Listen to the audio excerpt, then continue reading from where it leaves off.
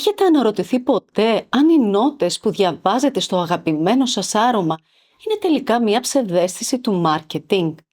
Ή πώς είναι νόμιμο να αντιγράψει κανείς το πιο διάσημο άρωμα του κόσμου χωρίς καμία απολύτως συνέπεια? Σήμερα ανοίγουμε μαζί τα κρυφά χαρτιά της σύγχρονης βιομηχανίας. Από την έκρηξη των αράμπικα αρωμάτων και τους κινδύνους του grey market μέχρι και την ομοία αλήθεια. Μήπως το άρωμα μετατρέπεται τελικά από ιερή τέχνη σε ένα fast fashion factory πολλών εκατομμυρίων? Ετοιμαστείτε λοιπόν, γιατί σήμερα θα πούμε αλήθειες που ίσως λίγο ενοχλήσουν. Καλώς ήρθες στο Perfume Journey. Είμαι η Λιάννα, συλλέκτρια αρωμάτων για πάνω από 20 χρόνια και με πάνω από 300 επιλεγμένα αρώματα στη συλλογή μου, και σε αυτό το κανάλι μιλάμε για το άρωμα. Έλα μαζί μου. Στη σειρά μας όλα για το άρωμα σε 10 ημέρες ταξιδέψαμε μαζί στον χρόνο και ανακαλύψαμε ότι από την αυγή του πολιτισμού το άρωμα δεν ήταν ποτέ απλά μία μυρωδιά, αλλά ένας αόρατος δεσμός με την ιστορία.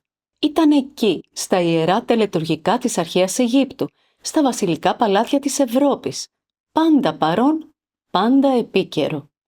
Και αυτό συνέβαινε γιατί αυτά τα αρώματα δεν ήταν ποτέ μόνο προϊόντα, ήταν έργα τέχνης. Ήταν η έκφραση της ταυτότητας, της κοινωνικής θέσης και των συναισθημάτων μιας ολόκληρης εποχής.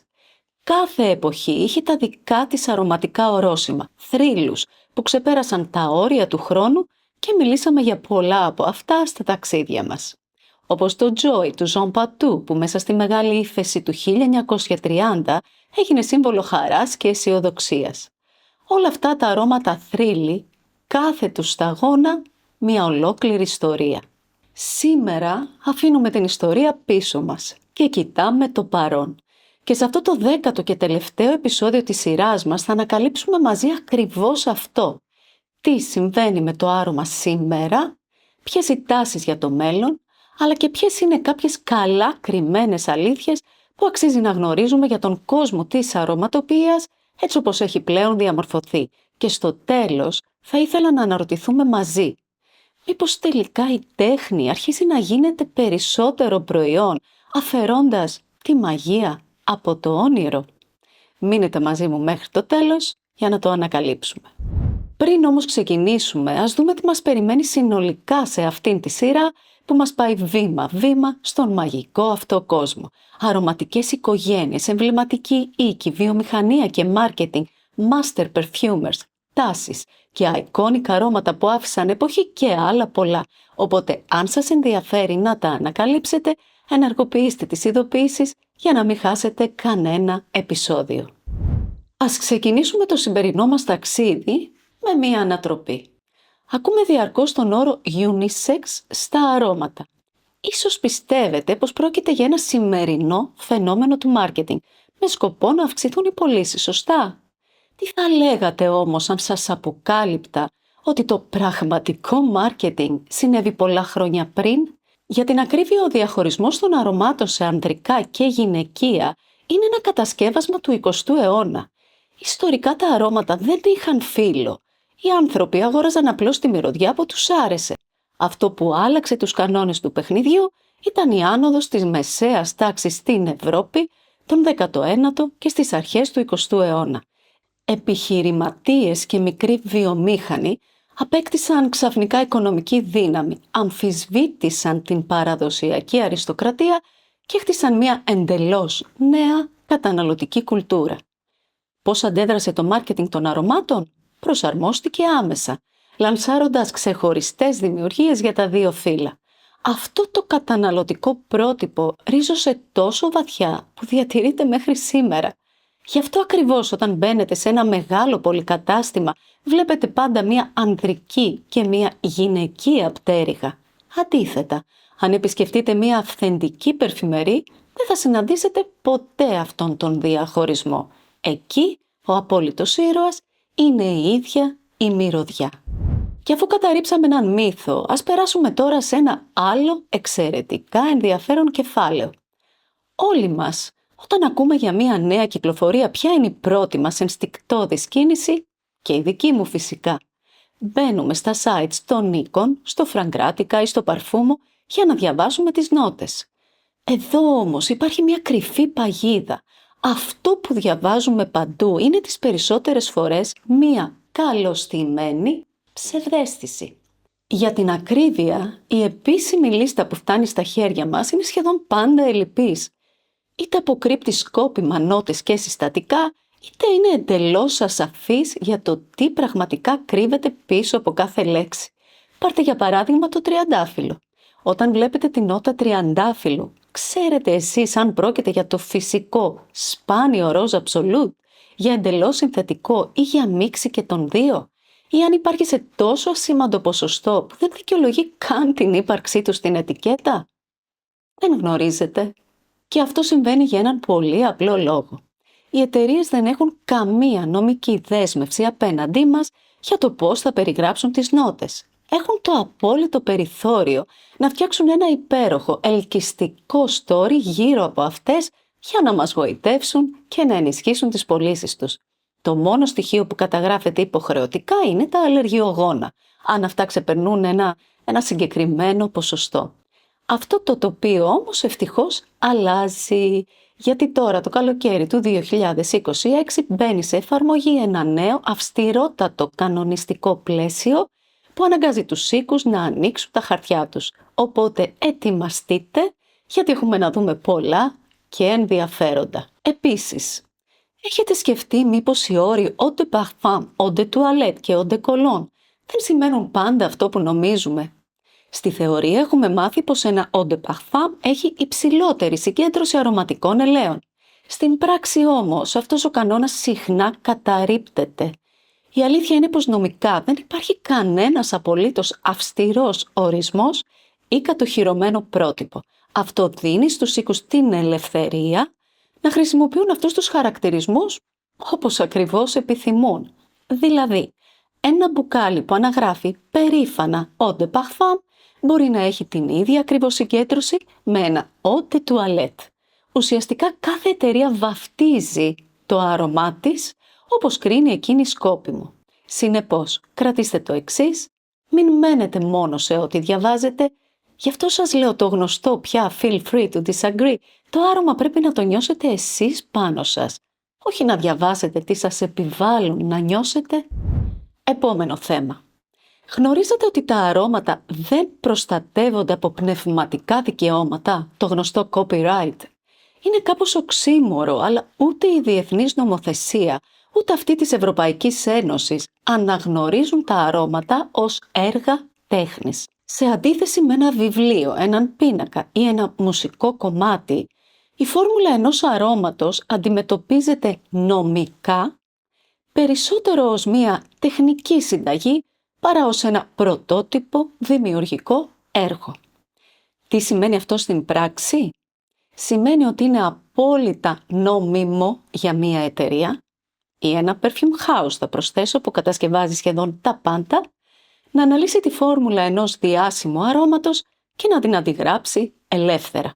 Η νομιμότητα όμως αυτή τελειώνει εκεί που ξεκινάει η παραβίαση των εμπορικών σημάτων.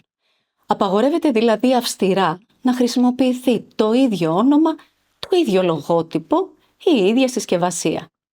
Να λοιπόν γιατί βλέπετε στην αγορά τόσα αρώματα που μυρίζουν σχεδόν ολόιδια με τα γνωστά best sellers, αλλά περιέργως κυκλοφορούν με διαφορετικό packaging. Με άλλα λόγια, το να αντιγράψεις το ίδιο το άρωμα επιτρέπεται. Το περιτύλιγμα όμως, όχι. Και πώς προστατεύονται τελικά οι εταιρείες? Κρατώντας τις φόρμουλές τους ως επτασφράγιστα επαγγελματικά μυστικά, trade secrets, και κινούμενες νομικά απέναντι στις διαρροές. Και ενώ στο παρελθόν υπήρξαν κάποιες μεμονωμένες δικαστικές αποφάσεις υπέρ τους, δυστυχώς παρέμειναν εξαιρέσεις και δεν έγιναν ποτέ κανόνας. Και σε αυτό το σημείο, επειδή γνωρίζω πως ο χώρος της αρωματοποιίας έχει τη δική του γλώσσα και εμείς μιλάμε για πολλά, σας έχω αφήσει στην περιγραφή έναν σύντομο οδηγό με βασικούς όρους. Τον είχα δημιουργήσει πριν χρόνια για εμένα, οπότε ίσως φανεί χρήσιμος και σε εσάς. Ας δούμε τώρα πώς έχει εξελιχθεί η αγορά του αρώματος σήμερα και προς τα πού οδεύει. Το έχετε παρατηρήσει κι εσείς. η κατάργηση των συνόρων χάρη στο digitization και οι συζητήσεις στα social media έχουν εκτοξεύσει τη δημοφιλία του αρώματος, φέρνοντάς το στο επίκεντρο ακόμα και εδώ, στη χώρα μας. Είναι ξεκάθαρο πως πλέον διανύουμε μια ολοκαίνουρια εποχή και μέσα σε αυτήν αναδύονται διαρκώς νέες εμπορικές κατηγορίες, φρέσκες τάσεις και διαφορετικές καταναλωτικές συνήθειες. Προσοχή όμως, γιατί μαζί τους έρχονται και νέοι κίνδυνοι. Ας τα πιάσουμε τα πράγματα από την αρχή. Τα νης αρώματα, κακά τα ψέματα, είναι από τη φύση τους premium προϊόντα που συνοδεύονται από ένα αντίστοιχο υψηλό price tag. Δεν είμαι εδώ για να κρίνω αν η τιμή τους δικαιολογείται, το αποδεχόμαστε απλά ως γεγονός. Όμως ποιος δεν θέλει να απολαύσει ένα σπουδαίο άρωμα χωρίς να χρειαστεί να ξοδέψει μία περιουσία? Αυτή η ανάγκη της αγοράς λοιπόν γέννησε δύο εντελώς διαφορετικούς κόσμους. Από τη μία τις νόμιμες εναλλακτικές και από την άλλη τον σκοτεινό κόσμο των απομιμήσεων. Για να ξέρετε τι ακριβώς κρατάτε στα χέρια σας, λοιπόν, να τα βάλουμε σε μία τάξη. Αρχικά οι κλόνοι, που υπόσχονται την απόλυτη οσφαιρετική ταύτιση. Εδώ ανήκουν και τα λεγόμενα αρώματα τύπου, τα οποία έχουν ως μοναδικό στόχο να αναπαράγουν όσο πιο πιστά γίνεται την αρχική μυρωδιά. Τα dupes. Αυτά μυρίζουν παρόμοια με ένα διάσημο άρωμα, αλλά παίζουν διαφορετικά. Κυκλοφορούν με δικό τους όνομα, δική τους συσκευασία, συνήθως κάτω από ένα δικό τους brand. Τα inspired by, εμπνευσμένα. Αυτά δανείζονται την κεντρική ιδέα μιας επιτυχίας, αλλά διατηρούν τη δική τους ταυτότητα, δεν προσπαθούν να είναι ολόιδια. Επειδή όμως αυτό συμβαίνει κατά κόρον, εξηγεί και το γιατί ένα επιτυχημένο DNA σύντομα κουράζει, καθώς το μυρίζει σχεδόν παντού. Τέλος, περνάμε στα fakes, τις γνωστές μας απομιμήσεις. Εδώ τα πράγματα αλλάζουν, καθώς περνάμε στην καθαρή απάτη. Αντιγράφουν τα πάντα. Τη φόρμουλα, το λογότυπο, το κουτί, ακόμα και τον κωδικό παρτίδας. Ο κανόνας εδώ είναι απλός. Τα clones, τα dupes και τα inspired by είναι νομικά αποδεκτά.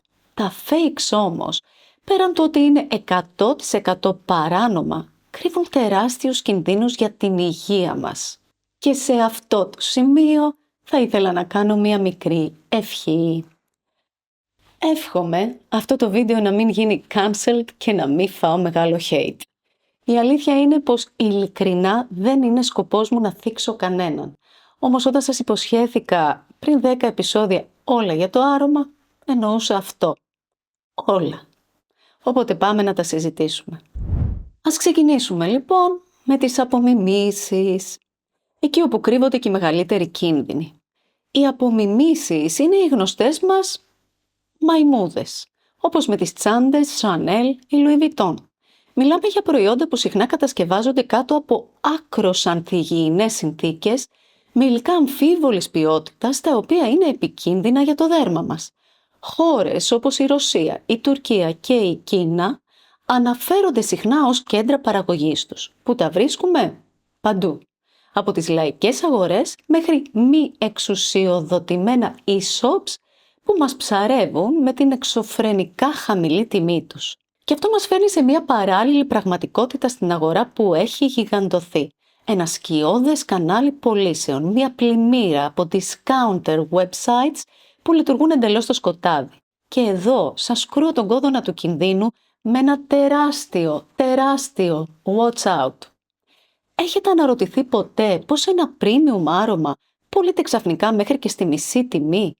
Από πού προμηθεύονται άραγε αυτά τα sites για να σας τα παρέχουν τόσο φτηνά? Οι πηγές είναι συνήθως δύο. Η μία είναι η μαύρη αγορά, τα fakes που αναφέραμε. Η δεύτερη είναι η γκρίζα αγορά, grey market. Τι σημαίνει αυτό? Μιλάμε για αρώματα που ίσως ξεκίνησαν ως αυθεντικά, αλλά διακινήθηκαν κάτω από το ραντάρ. Μπορεί να είναι κρυφά αποθέματα, προϊόντα από χώρες με χαμηλότερη τιμολόγηση ή ακόμα και στόκ από επίσημους retailers που δεν έπιασαν τους στόχους τους και τα διοχέτευσαν εκεί. Τι σημαίνει αυτό πρακτικά για εμάς? Σημαίνει ότι αγοράζετε ένα γυαλιστερό μπουκάλι χωρίς να έχετε καμία εγγύηση αν είναι αυθεντικό, φρέσκο, αν έχει παραβιαστεί η συσκευασία του ή αν έχει αλλοιωθεί η σύστασή του.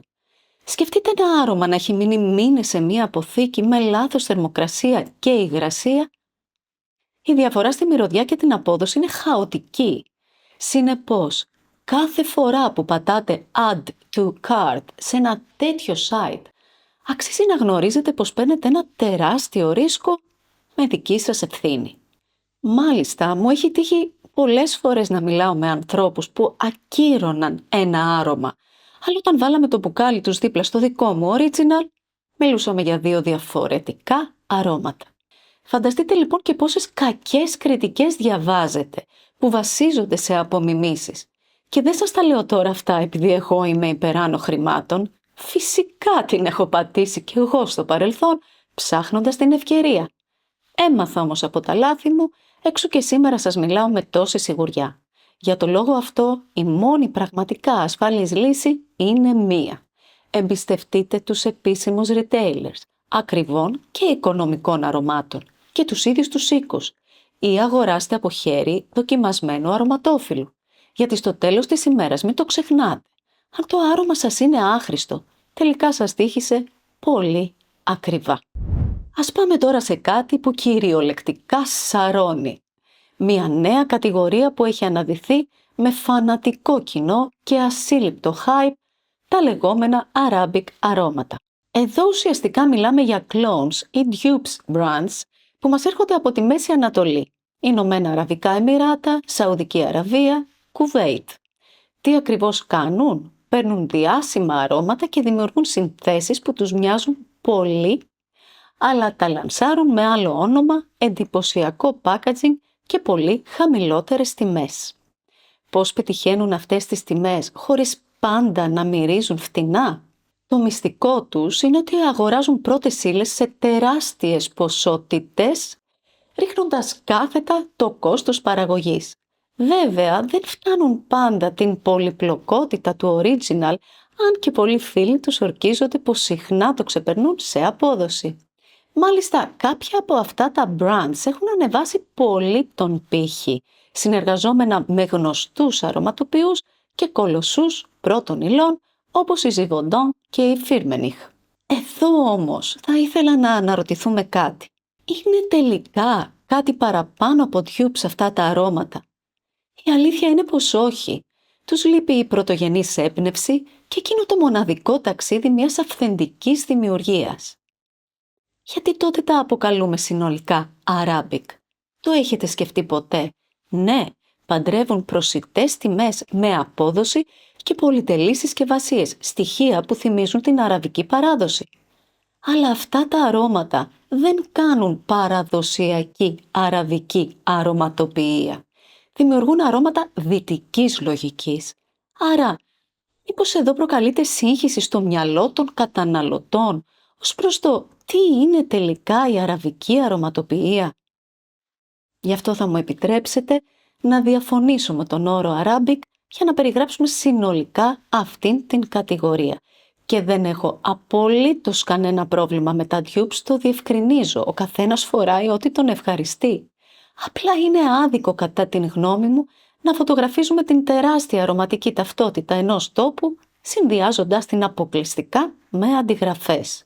Για την ακρίβεια, η γνήσια αραβική αρωματοποιία είναι τόσο σπουδαία και ιστορική όσο και η γαλλική, με αραβικά ατάρς που κοστίζουν χιλιάδες ευρώ. Άρα για να μην υπάρχει καμία παρανόηση, δεν είναι όλα τα αραβικά αρώματα dupes. Και αυτό, όσοι δεν το γνωρίζετε, αξίζει να το έχετε υπόψη. Η αλήθεια είναι όμως πως η αγορά αυτών των luxury, θα τα αποκαλέσω dupes, έχει γίνει πλέον κανονικός πυλώνας της βιομηχανίας. Δεν είναι πια μια περιθωριακή αγορά. Ήρθαν για να καλύψουν μια ανάγκη του κοινού που αγαπά το άρωμα, αλλά δεν θέλει να διαθέσει την υψηλή τιμή. Πιέζουν ασφικτικά τους μεγάλους οίκους, designer και νης εξίσου, και όπως φαίνεται ήρθαν για να μείνουν. Αλλά οι νέες τάσεις και οι καταναλωτικές μας συνήθειες δεν σταματούν εκεί. Σήμερα η βιομηχανία ζει μια εποχή ραγδαίων αλλαγών. Το έχετε παρατηρήσει? Δεν περιοριζόμαστε πλέον σε ένα και μόνο άρωμα υπογραφής. Αντιθέτως, χτίζουμε τη δική μας προσωπική ντουλάπα αρωμάτων. Perfume wardrobe. επιλέγοντας τι θα φορέσουμε, ανάλογα με τη διάθεσή μας, την εποχή ή την περίσταση. Γι' αυτό τα μικρότερα μπουκάλια των 30 ml και οι travel size συσκευασίες κάνουν θράψη. Μέσα σε αυτήν την ανάγκη για ποικιλία, τα decants έχουν κάνει ένα εντυπωσιακό comeback. Γνωρίζετε ότι αυτή η πρακτική, το να μεταφέρεις δηλαδή άρωμα από μεγάλες φιάλες σε μικρότερα μπουκαλάκια, ξεκίνησε στις αρχές του 20ου αιώνα. Τότε τα αρώματα ήταν πολύ πιο ακριβά και τα μπουκάλια ογκώδη. Έτσι, αντί να αγοράσουν ολόκληρη τη φιάλη, οι πελάτες αγόραζαν μικρές ποσότητες. Σήμερα λοιπόν αυτή η παλιά συνήθεια έγινε ξανά η απόλυτη τάση. Στο προσκήνιο πλέον βρίσκεται και η βιωσιμότητα, με οικολογικές συσκευασίες και refill stations. Ταυτόχρονα η τεχνολογία αλλάζει ριζικά το πώς βιώνουμε το άρωμα. Η τεχνητή νοημοσύνη, AI και τα big data μπαίνουν στο παιχνίδι με εφαρμογές που αναλύουν το γούστο, το lifestyle, ακόμα και τη διάθεσή μας για να μας δημιουργήσουν εξατομικευμένες προτάσεις. Και αυτή είναι η απόλυτη τάση, η προσωποποίηση, custom blends και layering. Ουσιαστικά γίνεστε εσείς οι ίδιοι συνδημιουργοί του αρώματός σας, όπως το custom blend της συναδέλφου μου της Μπρίτα, που είναι πραγματικά ένα αριστούργημα. Τέλος, είναι εξαιρετικά απελευθερωτικό το ότι πλέον βρίσκουμε ακόμα και εδώ στην Ελλάδα αμέτρητες επιλογές. Παλιότερα δυσκολευόμασταν να γνωρίσουμε νέα αρώματα. Το κάναμε κυρίως στα ταξίδια μας στο εξωτερικό. Προσωπικά υπολόγιζα πάντα έξτρα ημέρες παραμονής για αυτόν τον σκοπό. Τώρα όμως οι οίκοι βρίσκονται κυριολεκτικά στην πόρτα μας, είτε στα φυσικά καταστήματα, είτε online.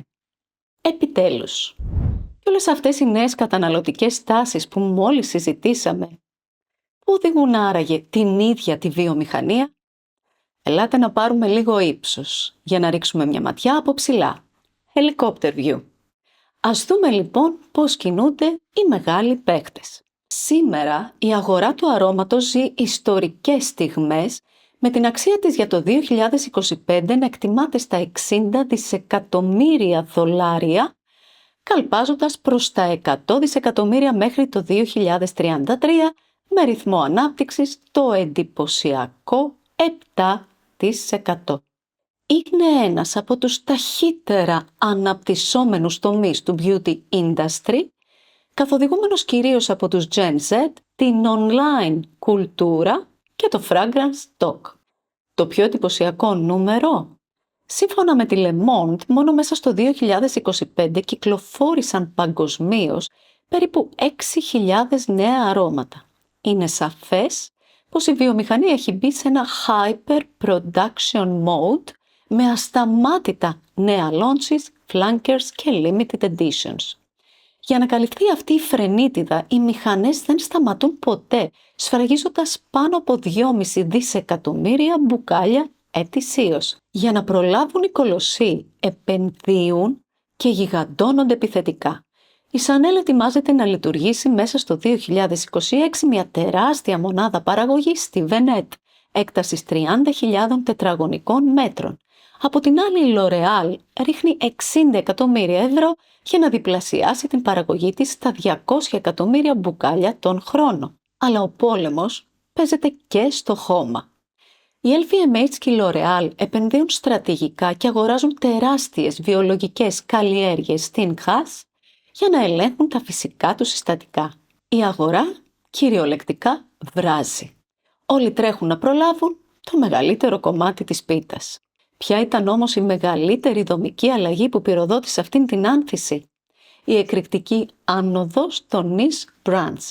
Αυτή η ανάγκη του να μην μυρίζω όπως όλοι οδήγησε κυρίως τους millennials και τους Gen Z μακριά από τα μαζικά αρώματα, δημιουργώντας ένα νέο στάτους. Αυτή η στροφή ανάγκασε και τους παραδοσιακούς designer οίκους να αλλάξουν ρότα και να λανσάρουν τις δικές τους exclusive ή private luxury σειρές. Και το συμπέρασμα είναι ένα. Το άρωμα έχει πάψει προπολού να είναι ένα απλό συμπλήρωμα ομορφιάς. Σήμερα είναι ο απόλυτος οικονομικός πυλώνας της παγκόσμιας luxury βιομηχανίας. Και μετά από όλα αυτά που μόλις αναλύσαμε, πού βρισκόμαστε άραγε εμείς? Η αλήθεια είναι πως αυτό το hyper production mode και ο ατελείωτος θόρυβος των social media για κάθε νέα κυκλοφορία μας βρίσκουν από τη μία μπερδεμένους και από την άλλη φοβισμένους. Μπερδεμένους γιατί πολύ απλά δεν ξέρουμε πού να πρωτοκοιτάξουμε και τι αξίζει πραγματικά. Και φοβισμένους γιατί μας δημιουργείται διαρκώς αυτό το φόμο, ένα άγχος και ένας πανικός, μήπως χάσουμε το επόμενο μεγάλο λανσάρισμα. Όμως κατά τη γνώμη μου, κοιτάμε στο λάθος σημείο και εκεί ακριβώς κρύβεται η παγίδα. Με όλον αυτόν τον θόρυβο ξεχνάμε την ίδια την τέχνη του αρώματος. Ξεχνάμε τα σπουδαία αρώματα που έχουν γράψει ιστορία, που κρύβουν μέσα τους καλλιτεχνία. Και δεν αναφέρομαι μόνο στα vintage. Αναφέρομαι ακόμα και σε αριστουργήματα μόλις διετίας που λόγω αυτής της ξέφρενης ταχύτητας όλοι μας τείνουμε πλέον ελαφρά την καρδία να τα θεωρούμε παλιά. Ενώ πολλά από τα νέα αρώματα που κυκλοφορούν δεν είναι απαραίτητος καλύτερα, απλώς είναι νέα. Στην προσπάθεια μάλιστα να παράγονται ολοένα και περισσότερα αρώματα κάθε χρόνο, η ποιότητα τις περισσότερες φορές στενάχωρα υποχωρεί, με αποτέλεσμα να κατακλυζόμαστε από δημιουργίες που δεν αξίζουν την προσοχή μας. Μέσα σε αυτήν τη λέλαπα όμως, η αλήθεια παραμένει μία. Η αξία ενός αρώματος κρίνεται πάντα στο πόσο θα αντέξει στο χρόνο, όχι στον θόρυβο που κάνει όταν κυκλοφορεί. Αυτός έχει σύντομη ημερομηνία λήξεως και αξίζει να το έχουμε στο νου μας. Και ως απλή αρωματόφιλη, όχι ειδικός, άλλωστε ποτέ δεν δήλωσε επιστήμονας, αυτός βλέπω πως είναι ο μεγαλύτερος κίνδυνος για την αρωματοποιία. Μια μαγική τέχνη αισθήσεων με κληρονομιά αιώνων οδεύει να μετατραπεί σε ένα εργοστάσιο fast fashion.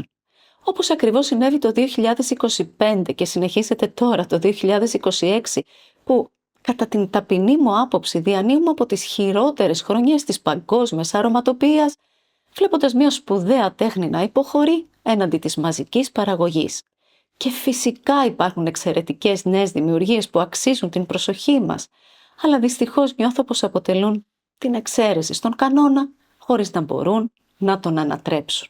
Κάπου εδώ φτάνουμε στο τέλος. Αυτό είναι το τελευταίο επεισόδιο της σειράς μας «Όλα για το άρωμα σε 10 ημέρες». Αν την παρακολουθήσατε, θέλω να σας πω ένα τεράστιο, ειλικρινέστατο ευχαριστώ που με συντροφεύσατε σε αυτό το υπέροχο ταξίδι. Σας ομολογώ τώρα που τελειώσαμε ότι δυσκολεύτηκα πραγματικά πολύ να σχεδιάσω αυτήν τη σειρά.